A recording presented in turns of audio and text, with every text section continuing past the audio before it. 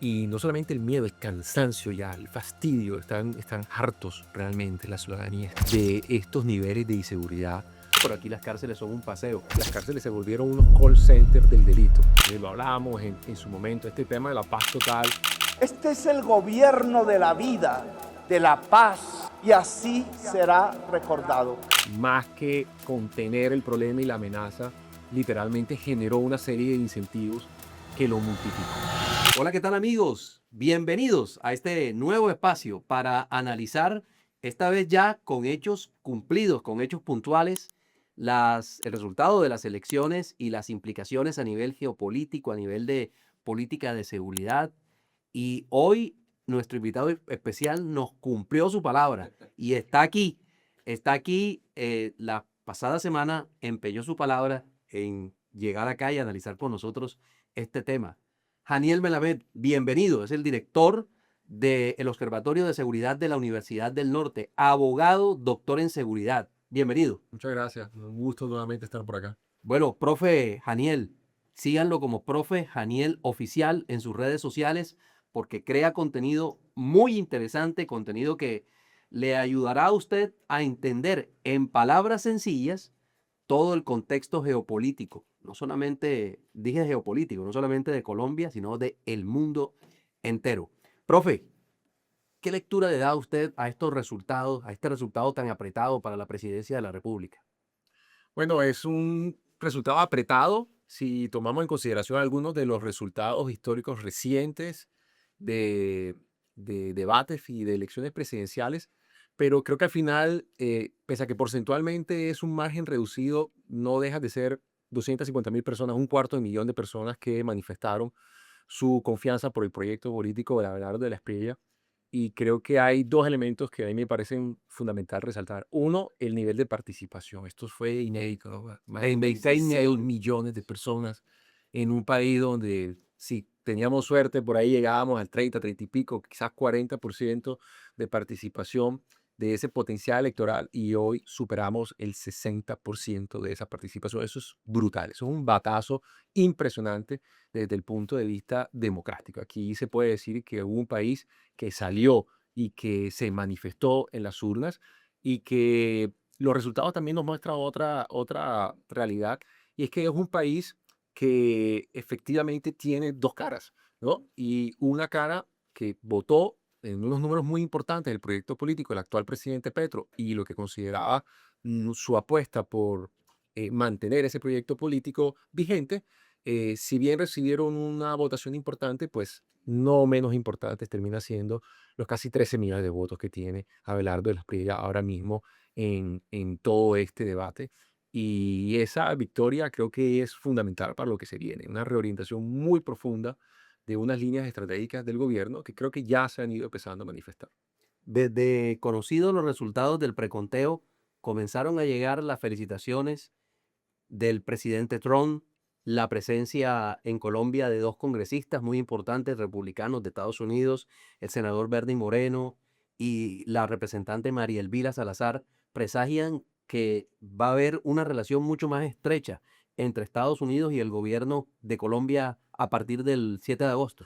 Todo apunta a que así sea. Además, no se le olvide que Marco Rubio está casado con una colombiana. Es que el momento del relacionamiento político, estratégico entre Colombia y los Estados Unidos está en una senda realmente inmejorable. Se alinearon los astros. Se alinearon los astros y creo que en un momento en que Colombia lo necesitaba profundamente, como lo habíamos conversado ya aquí en ocasiones anteriores, en una crisis de seguridad profunda, en unas votaciones marcadas por el llamado voto fusil, que es este control y intimidación que ejercen estos grupos armados organizados en muchas áreas del territorio nacional, donde el debate político no existe, donde la libertad de expresión y de desarrollo democrático es prácticamente un eufemismo, eso no existe en la realidad y con unas crisis de desfinanciamiento y de desafíos muy importantes para la fuerza pública.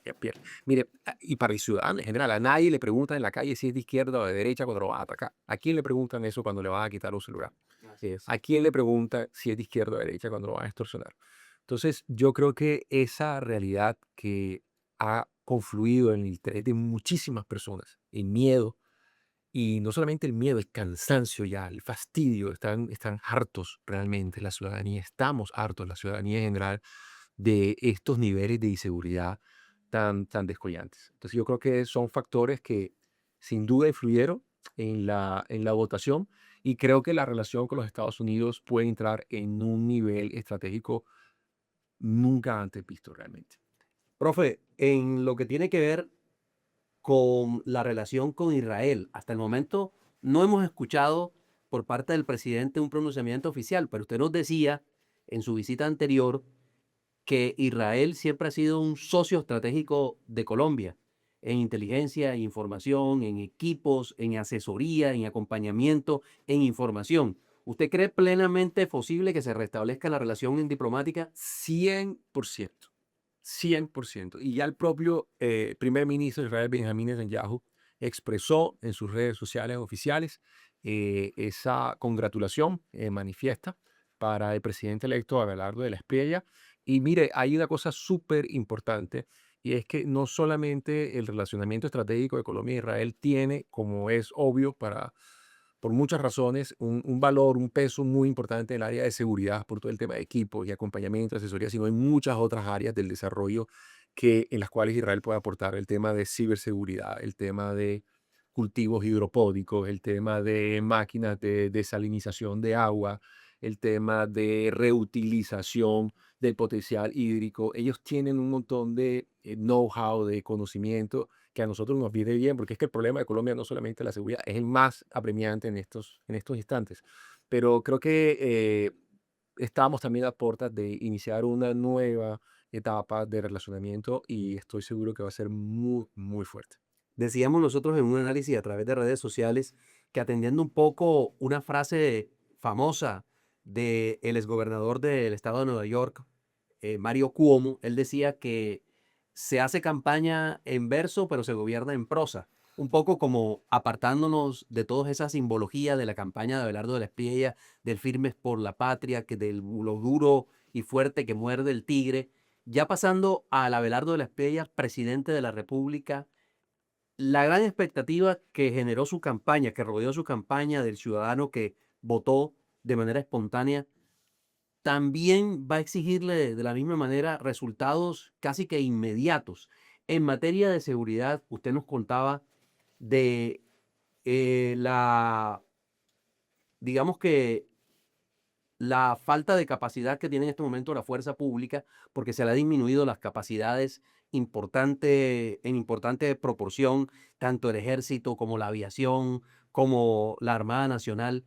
¿Cómo enfrentar todos estos desafíos que tiene Abelardo de la Espriella en un contexto en donde no va a contar con esa fuerza pública, con el suficiente equipamiento y las suficientes relaciones internacionales de cooperación con Estados Unidos y con Israel para atacar todos los reductos de droga que hay en Colombia? Yo creo que aquí hay dos elementos importantes. Primero, Estados Unidos es mucho más importante como aliado estratégico que Israel, ¿no? Porque Estados Unidos no solamente nos acompaña, nos da inteligencia, sino que también nos dona un montón de equipos y digamos, de relacionamiento y por capacidades. Claramente Estados Unidos pesa mucho más que Israel.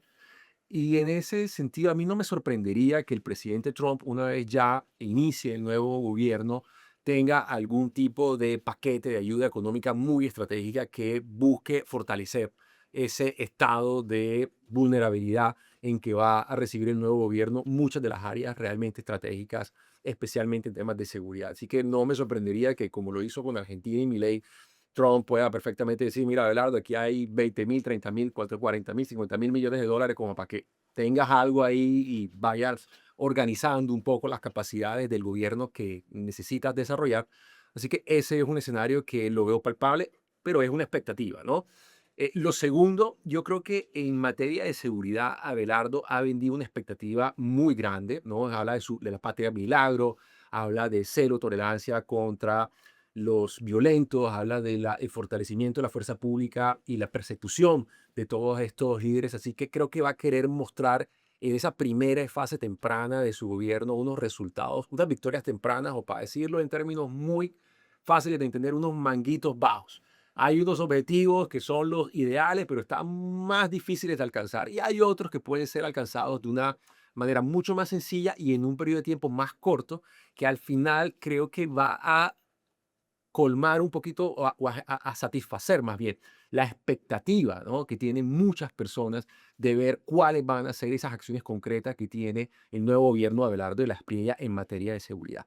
Entonces creo que esos mangos bajitos o victorias tempranas pueden estar perfectamente alineadas con la neutralización de algunos bandos medios de estos grupos armados organizados más famosos, ¿no? Que llámese ELN, llámese FARC, llámese Ejército Gaitanista de Colombia, o por qué no, Jean-Pierre, pensar, ¿no?, en un escenario donde ya Abelardo de la Espriella como presidente, en una estrecha colaboración estratégica en temas de seguridad con los Estados Unidos, notifica al país de pronto de un bombardeo y la neutralización de un objetivo de alto valor estratégico. Quizás en Colombia eso ahora mismo no lo estamos percibiendo como realizable, pero mira lo que ocurrió hace muy poco tiempo en Venezuela con el líder del Tren de Aragua, ¿no? El niño guerrero. El niño guerrero, intocable, viviendo una vida para muchos un actor desconocido y de repente bombardeado y neutralizado en esa cooperación estratégica entre las propias autoridades de Venezuela y las propias autoridades norteamericanas. No nos sorprenda que ese escenario lo podamos ver replicado aquí en Colombia también. ¿Usted cree que a partir de la noche del 21 de junio los bandidos, los jefes de todas estas estructuras no están durmiendo tan tranquilos? Yo creo que están teniendo de pronto un poco más de sueños o pesadillas porque ciertamente han gozado de mucha comodidad. Lo hablábamos en su momento, este tema de la paz total, una serie de decisiones unilaterales que más que contener el problema y la amenaza, literalmente generó una serie de incentivos que lo multiplicó. Le pongo un ejemplo, este tema de los homicidios en Barranquilla y el Atlántico y la promesa del propio presidente Petro de venir a pacificar Barranquilla y el Atlántico y el anuncio que hizo ahí en el Paseo Bolívar, pues claro, está generando un incentivo alrededor de uno de los delitos que mayor impacto genera en la gestión territorial de la seguridad para los entes territoriales, el homicidio, ¿no? Entonces, los líderes de estas estructuras literalmente entendieron que a partir del homicidio tenían una palanca de presión frente a las expectativas que el gobierno nacional estaba vendiendo de que se podía pacificar y disminuyendo el homicidio, queriendo enviar una señal como que, bueno, bajó el homicidio o está bajando el homicidio, entonces todo está bien. Y resulta que no, la seguridad no se mide única y exclusivamente por un indicador, es un compendio mucho más integral.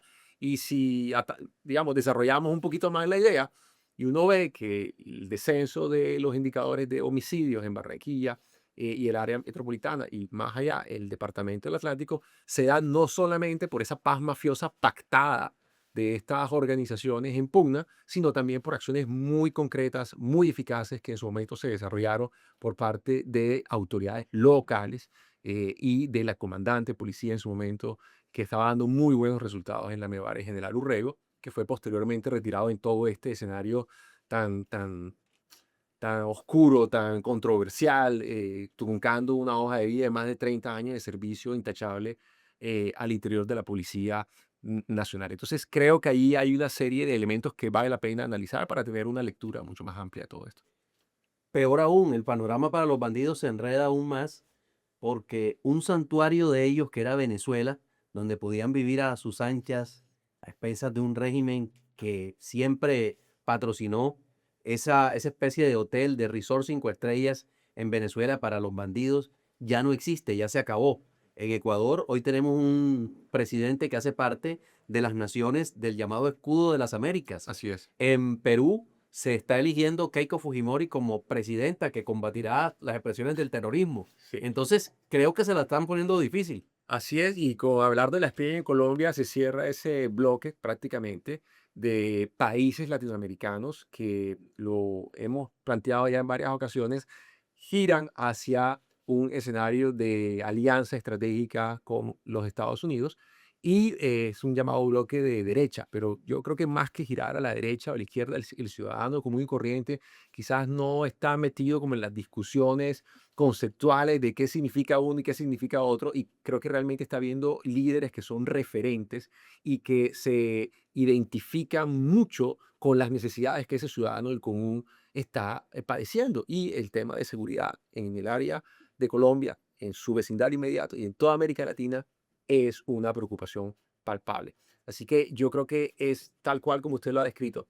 Y adicionalmente, bueno, el tema de Venezuela era la retaguardia estratégica durante muchos años de estos grupos armados organizados que operaban en esta zona binacional. Entonces atacaban en territorio colombiano y se replegaban en Venezuela porque en Venezuela contaban prácticamente, si no con el apoyo, por lo menos con la tolerancia de un gobierno que hoy ya no está viviendo las mismas realidades. Y eso también se aplica para estos líderes de estructuras criminales que ya están viendo cómo la marea en Venezuela también empezó a cambiar. Y esto, a mi juicio, es algo extremadamente positivo, porque es que no podemos vivir en una realidad donde el bandido y el criminal están posicionados en el lado fuerte de la ecuación y la institucionalidad y el ciudadano en el lado débil o en el lado flaco. Tenemos, o sea, esa realidad inversa claramente no nos favorece a las personas de bien y es una realidad que creo que vamos a empezar a ver quizás en un periodo temprano de esta nueva etapa de Colombia bajo el gobierno de Abelardo de la Espriella y esas llamadas victorias tempranos o manguitos bajos. Hay complejidades que va a tener que enfrentar el presidente. Por ejemplo, la mayoría de extorsiones provienen de una llamada desde una cárcel del país donde los reclusos, los privados de la libertad, tienen un celular, cosa que es prohibida dentro del régimen carcelario, pero aquí las cárceles son un paseo. Sí. Digamos que cambiar ese sistema carcelario de la noche a la mañana, acabar con el IMPEC, construir nuevas cárceles, va a ser un tema que no será de la noche a la mañana. Allí hay un desafío importante porque una de las premisas del discurso de Abelardo de la Espriella en campaña fue la seguridad, que estaban extorsionando a la señora de los fritos, que estaban extorsionando al señor de la tienda. Pero ¿y entonces quién le pone el cascabel al gato para que este proceso se acelere y esos manguitos bajos a los que usted ha hecho referencia también se vean en torno al tema de extorsión? Mire, el tema de extorsión es una realidad palpable, agobiante para muchas personas. Jean-Pierre, yo he visto y he estudiado y hemos documentado casos de señoras que venden boli, hielo, vendedores de tomate, de tinto, que tienen que pagar su cuota. Y si no la pagan, vaya usted a ver el ejercicio de violencia que sufren, digamos, con medios muy precarios de generar algún tipo de recurso adicional, pues, para solventar sus necesidades. Así que es muy agobiante. Y efectivamente, el mayor porcentaje de las extorsiones viene de centros carcelarios. Y los centros carcelarios tienen varios problemas en este país. No ahora, desde hace rato. Son viejos, es decir, nuestras cárceles no tienen una infraestructura que no ha sido, en la mayoría de los casos, adaptada. Son centros donde no se cumple el fin de resocialización de los internos, por el contrario, son universidades del delito. Están profundamente infiltradas por el fenómeno de la corrupción y frente al caso de IMPEC, digamos, las historias y los documentos que hay que hablan de la permeabilidad del IMPEC al interior de las cárceles y cómo se permite este comercio ilegítimo de bienes y servicios dentro de una institución de reclusión, pues están absolutamente documentados. Y adicionalmente a eso, tenemos unas cárceles que han sido, digamos, objeto de una especie de rezago institucional. Fíjese que es tan problemático el asunto que a pesar de que da burocracia y tiene recursos, uno no ve los políticos tradicionales peleándose el IMPEC. O sea, tratan de buscar otras cosas con las cuales canalizar quizás algunas de sus objetivos en materia de burocracia o de control regional, pero no necesariamente el IMPEC, porque es un problema. Y creo que acá hay una oportunidad en la medida en que, si bien el problema de la extorsión no se va a resolver de la noche a la mañana, creo que hay por lo menos dos escenarios que serían interesantes plantear. Y el primero tiene que ver con un proyecto de ley que literalmente regule el acceso a estas SIM cards, donde usted puede comprarla en cualquier parte, pero que quede efectivamente registrado cuáles son los datos de la persona que se hace responsable por ese número. Eso no va a acabar el problema, pero de alguna manera va a ayudar a tener un poco más de control. Y otro escenario que a mí me parece que es súper importante también es el tema de los inhibidores de señales alrededor de estos centros carcelarios, que no podemos, por favor, permitir que desde las cárceles se volvieron unos call centers del delito. Y eso es tan sencillo como poner un inhibidor de señal.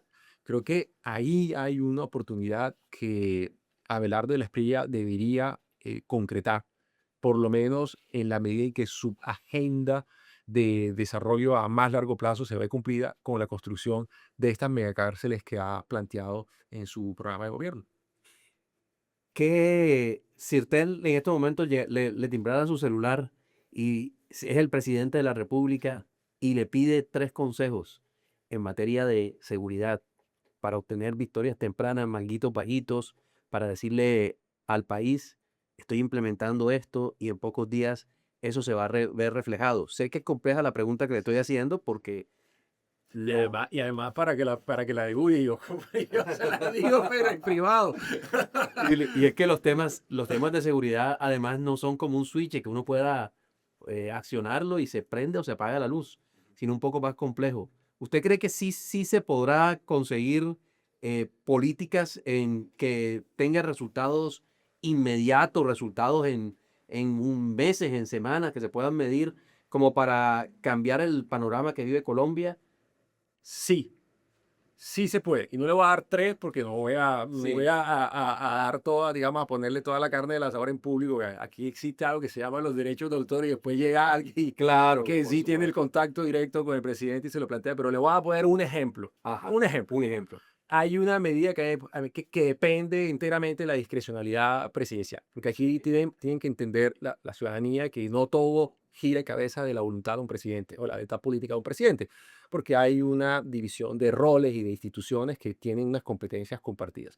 Pero aquí hay una posibilidad muy, muy importante en tema de el acceso a información, que desde la ciudadanía se pueda acompañar esa gestión de seguridad en el registro de la ocurrencia del delito y de su distribución espacial. Hoy existen muchas limitaciones para que el ciudadano sepa dónde se está cometiendo el delito y las circunstancias de ocurrencia de ese delito por unos temas asociados a información considerada como sensible o, digamos, de carácter reservado. Deme un ejemplo Eh, cotidiano. un ejemplo cotidiano, por ejemplo, si usted quiere bajar la información de cuáles han sido los sitios donde más se han cometido homicidios en una ciudad, usted no tiene acceso al lugar de ocurrencia A de la esos homicidios. georreferenciación, No la tiene. Tiene acceso a el barrio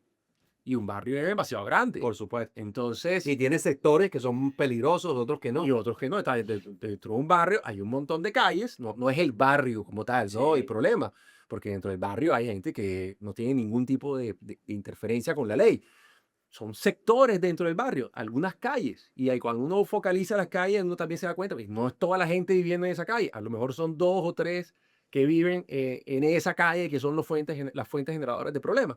Entonces hay que tener más precisión en la georreferenciación, en la localización de esos delitos, y creo que eso da una doble ganancia. Yo le recomendaría al presidente que analizara esa posibilidad, porque una ganancia primero da un sentido de transparencia frente a la ciudadanía, que históricamente ha visto cómo el manejo de la seguridad ha sido una especie de área bastante sensible, donde no tiene demasiada trazabilidad algunas de las ocurrencias, dinámicas y acciones que se toman en ella. Y segundo, pues le da una patada a la mesa y literalmente está concretando algo que prometió en campaña, que era literalmente hacer las cosas diferentes, pensar este problema fuera de la caja. Y creo que con ese primer paso, después le daría las otras dos recomendaciones ya a título privado.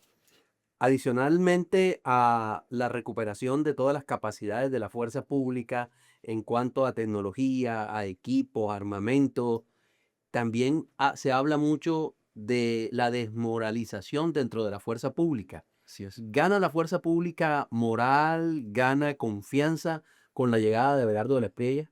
Yo creo que sí, porque fíjate que ya anunció que literalmente su posesión como presidente lo iba a hacer en frente de las fuerzas militares. Es un mensaje de respaldo absolutamente claro. También ya ha manifestado su interés de reincorporar a un número importante de personal de la fuerza pública que por X o Y motivo fue desvinculado de sus instituciones. Y en ese sentido hay muchos generales, coroneles, bueno, de todos los niveles, pero especialmente generales, coroneles. Estamos hablando de oficiales con 20, 30, más de, en algunos casos, más de 35 años de vida dedicados a la institución, con una experiencia que no se reemplaza de la noche a la mañana. Entonces creo que hay un respaldo profundo. Y yo creo que la desmoralización de la tropa era un elemento, o sigue siendo todavía un elemento innegable. El tema de la baja en el número del pie de fuerza de las fuerzas militares, creo que me envió un mensaje contundente, ¿no? Perdimos 61.000 hombres en estos últimos 4 años de las fuerzas militares, 61.000, eso es el 27% del pie de fuerza, por muchas razones, pero no todos fueron desvinculados, no todos fueron dados de baja. Muchos de ellos pidieron la baja precisamente porque consideraron que ya no estaban dadas algunas de las condiciones de, de garantía y de seguridad jurídica para el ejercicio de una área de trabajo que es extremadamente compleja. Mire, el trabajo de la fuerza pública es muy sensible, es el trabajo que mucha gente no quisiera hacer, está permanentemente en riesgo, poniendo en riesgo su vida, poniendo en riesgo su bienestar y poniendo en riesgo también la continuidad suya en estas instituciones por cualquier decisión que en fracciones de segundo tiene que tomar el personal en uniformes. No son magistrados de la corte que le llega el expediente y tienen meses para estudiarlo y eventualmente manifestarse en una decisión. Los policías que están en la calle, los soldados, los miembros de la fuerza pública tienen que tomar a veces decisiones en caliente en medio de unas circunstancias muy complejas y tienen fracciones de segundos para hacerlo y eso es un riesgo necesariamente para su continuidad también en las instituciones. Entonces,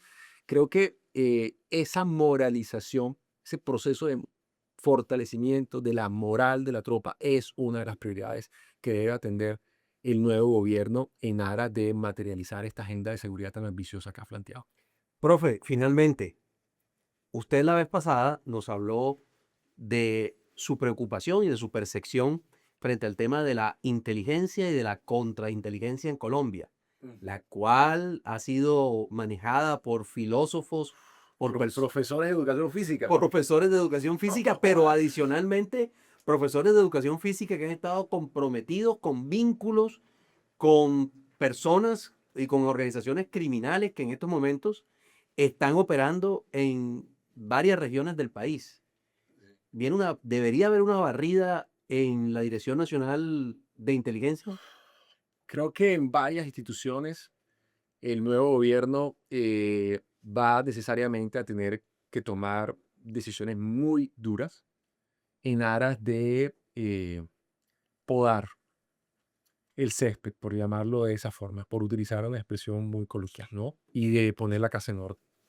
Porque cuando usted pone al frente personas, es que, a ver, no le estoy diciendo que tiene que llegar James Bond a ser, el James Bond criollo a ser el director de la Dirección Nacional de Inteligencia, pero sí tienen que ser personas que entiendan de la dimensión estratégica del cargo que ocupan. No tiene que ser generales, pueden ser civiles también, pero que tengan estudios en seguridad, que tengan una vida dedicada a entender el ecosistema y la utilidad de la inteligencia como un valor estratégico para el direccionamiento de decisiones del alto gobierno y para mitigar y contener muchas de esas amenazas que estamos padeciendo alrededor de Colombia. Y tener profesor de educación física o un filósofo, no estoy desmeritando de ninguna de las dos áreas, O a Carlos Ramón González, que está huyendo de la que justicia. en está estos momentos. prófugo. Sí, Entonces uno dice, no, empecemos a colocar la casa en orden sí. y creo que esa es una de las primeras habitaciones que hay que poner el foco y hay que enderezar y hay que organizar la inteligencia,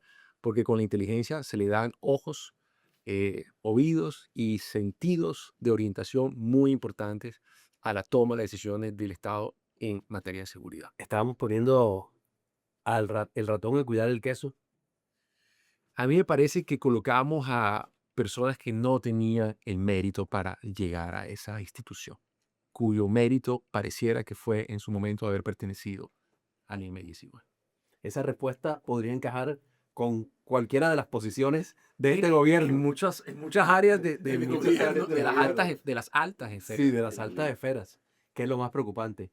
Profe, yo quedo con usted muy agradecido porque su conocimiento, la forma como lo expresa de manera sencilla, fácil de digerir, nos ayuda mucho a entender que esto es un proceso complejo, que no es que llegó el presidente y mágicamente la gente eligió a un presidente, no eligió a un mago, no eligió a alguien que vaya a pasar del verso a la prosa de manera rápida y vaya a tener soluciones mágicas. Sí, y creo que, y fíjate que me gustó mucho el discurso de Abelardo ayer, porque le habló a todo el mundo, ¿no? Le habló a las fuerzas militares, le habló a aquellos sectores que no votaron por él y que no lo acompañaron en su proceso político.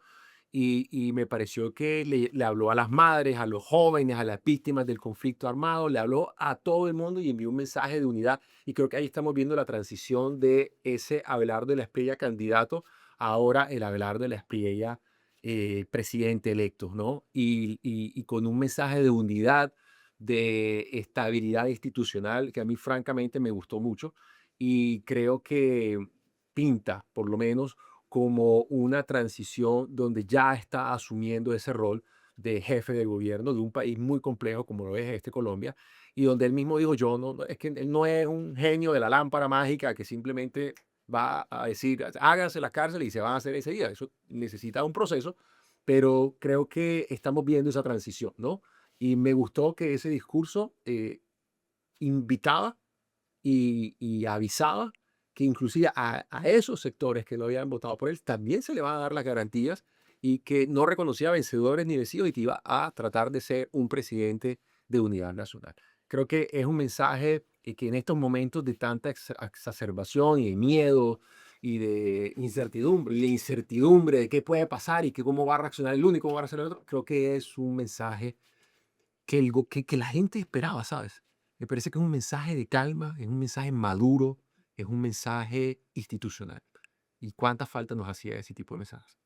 Profe, recuérdenle por favor a las personas que nos están viendo sus redes para que lo sigan, para que se nutran no solamente del conocimiento de tantos temas, sino para tratar de entender las situaciones y el contexto no solamente de Colombia, sino del mundo. Muchas gracias. Es Profe Janiel Oficial en Instagram. Janiel con J. Janiel con J. Profe Janiel Oficial en Instagram y Janiel Melamed en Twitter y TikTok. Melamed terminado en D. Sí, Melamed terminado en D. Profe, muchas gracias. Jean-Pierre, siempre encantado de acompañarnos. No, usted aquí la invitación siempre la tendrá abierta para hablar de los diferentes temas de un país tan complejo y ya iremos avanzando, adelantando y sobre todo estudiando y haciéndole seguimiento a ver si las promesas que ha hecho el presidente electo se van cumpliendo en su gobierno. Hasta una próxima oportunidad. Gracias por seguirnos en todas nuestras redes y nos volveremos a ver.